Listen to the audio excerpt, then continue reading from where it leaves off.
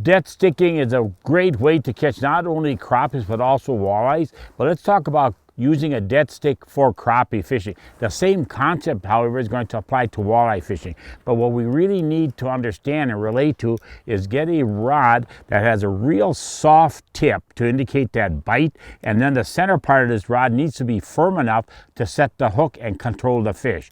And so therefore then I'm using an Avid glass rod, which has this very, very soft tip, just ideal for crappie fishing. And then you do have a choice of using a small ice lure, like a tiny jig, if you will, but I usually, under most circumstances, use a colored hook and a split shot.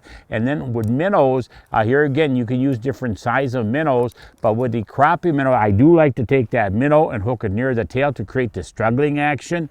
And then too, with the split shot, you want to place a split shot about 8 inches above the hook to get the most motion, that swimming motion, out of that crappie minnow, which now becomes an attractor, and also it's a strike indicator. So there's a lot of factors here.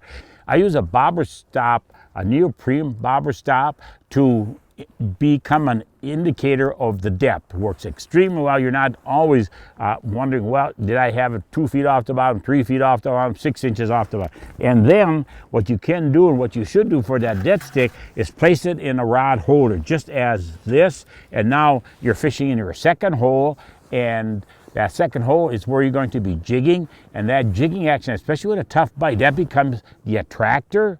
Your trigger is that minnow with the dead stick rod. Extremely great way to catch tougher bite fish. Many times the dead stick is going to outperform any type of jig action for both crappies and for walleyes. Give it a try.